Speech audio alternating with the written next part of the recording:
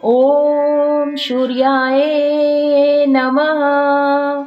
भक्तों, आप सभी का स्वागत है आपके अपने चैनल पर संदीप भक्ति ज्ञान गंगा में। भक्तों, आज की इस वीडियो में हम पोष रविवार व्रत एवं पूजा विधि और पोष रविवार कब कब पढ़ रहे हैं, किस प्रकार से इस व्रत का उद्यापन करना चाहिए, इसका क्या महत्व होता है और सूर्य की उपासना हमें कैसे करना है, वो इस वीडियो में आज हम बात करेंगे।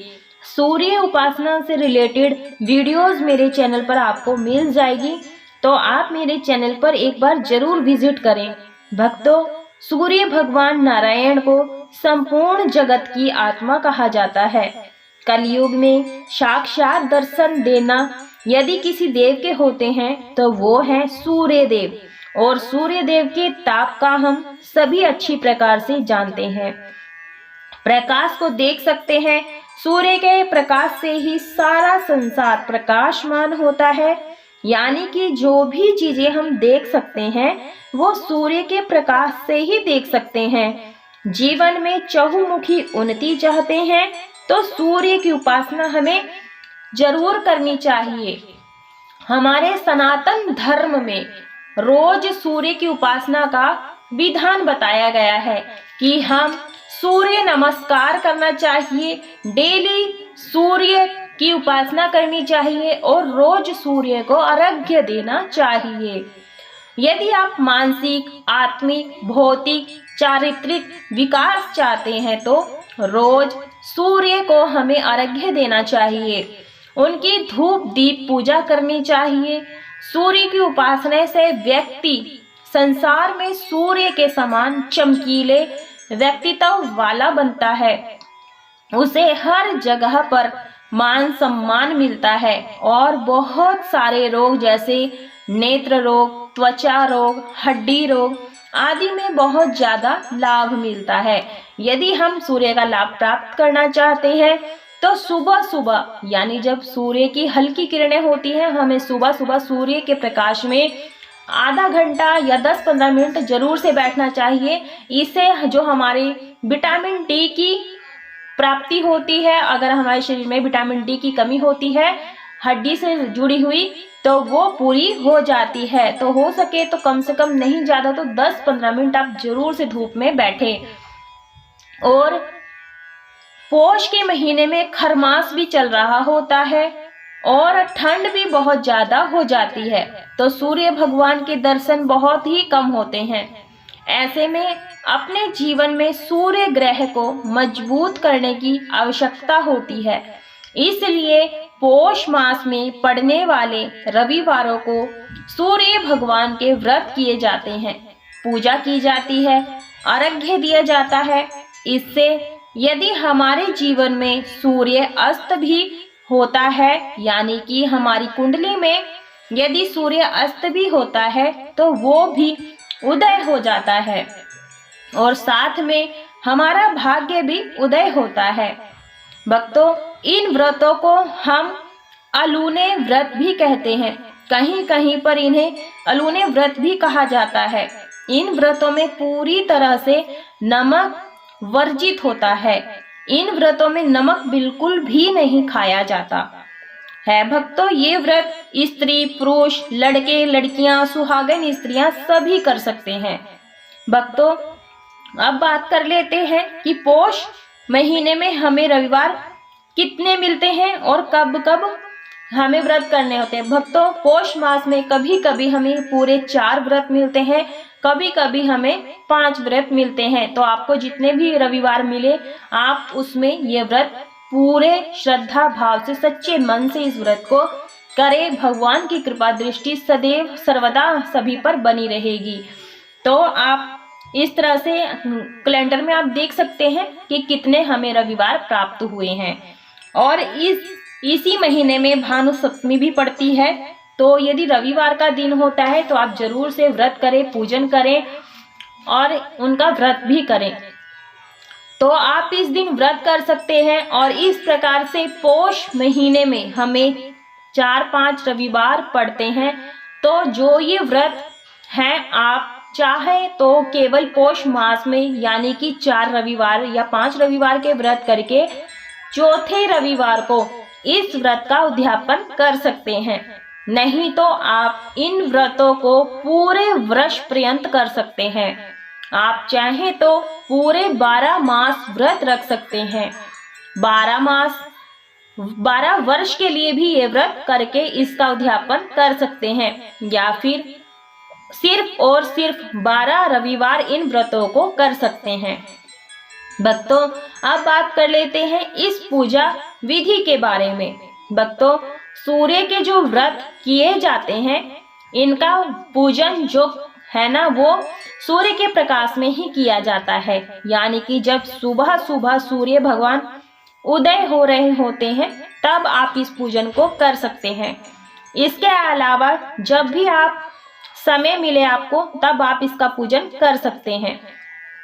सूर्य के प्रकाश में ही बैठकर पानी आप यानी साक्षात सूर्य भगवान का हमें पूजन करना चाहिए।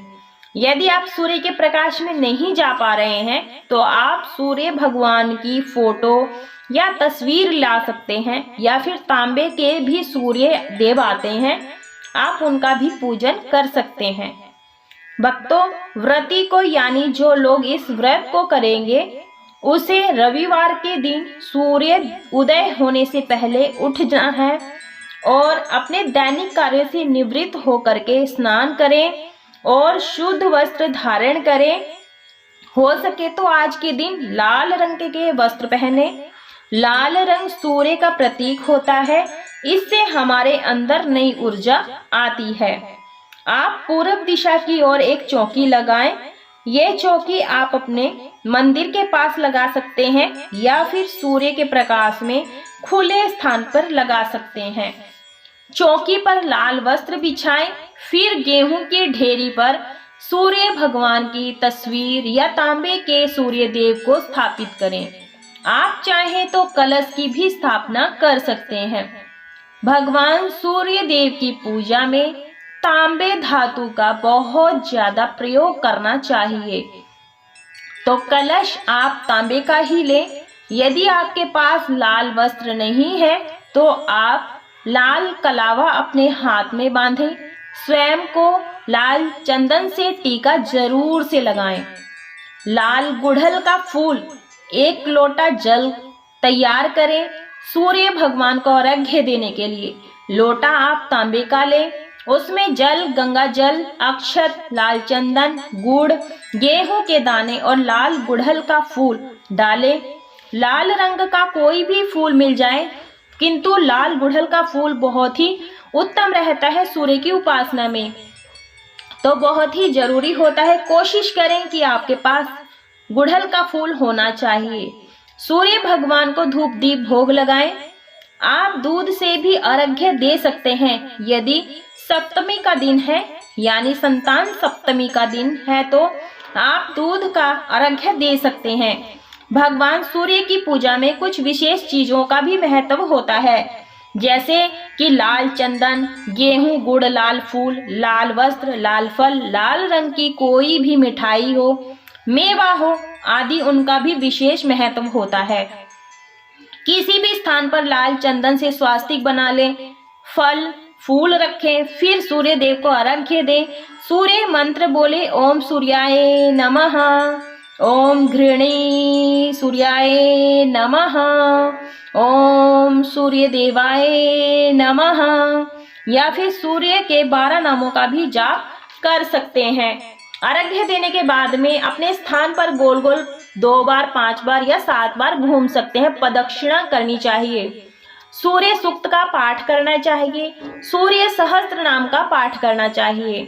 आप चाहें तो 108 बार सूर्य के मंत्र का जाप करें। ओम सूर्य देवाय नमः, ओम सूर्य घृणी नमः का करना है। तो भक्तों, इस प्रकार से हमें सूर्य देव का पूजन करना है और पूरा दिन व्रत करना है। शाम को सूर्यास्त से पहले ही भोजन कर लिया जाता है। दिन में आप दूध, चाय, फल खा सकते हैं। भक्तों, सूर्यास्त के बाद में कुछ भी नहीं खाया जाता है। इस बात का बिल्कुल ध्यान रखें। इस व्रत में नमक वर्जित होता है, घी तेल वर्जित होता है। आप मीठे अन्न का ही सेवन करें, जैसे कि गेहूं से बना हलवा, गुड़ की खीर खा सकते हैं, गुड़ का पराठा खा सकते हैं, आप गेहूं की दलिया भी खा सकते हैं। यानी कि एक अन्न का ही भोजन करना है। भक्तों, इस प्रकार से पोष रविवार के 4 व्रत करें और चौथे रविवार को सेम इसी प्रकार से पूजा करें और अपने व्रत का उद्यापन करें। उद्यापन में आप गेहूं, गुड़, लाल कपड़ा, चार, चावल, केसर, कुछ दक्षिणा रख करके आप उसे किसी मंदिर में किसी ब्राह्मणों को दान कर दें।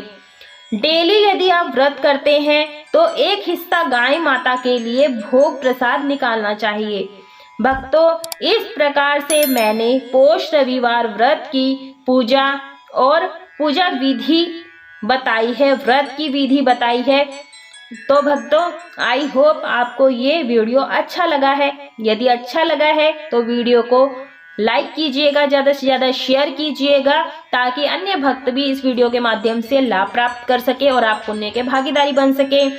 चैनल पर नए आए हैं तो चैनल को सब्सक्राइब जरूर से कर लीजिएगा, साथ में बेल आइकन की घंटी को भी प्रेस कर लीजिएगा और कमेंट में अपने सुझाव जरूर से दें, क्योंकि आप लोगों से मुझे भी कुछ नया सीखने को मिलता है।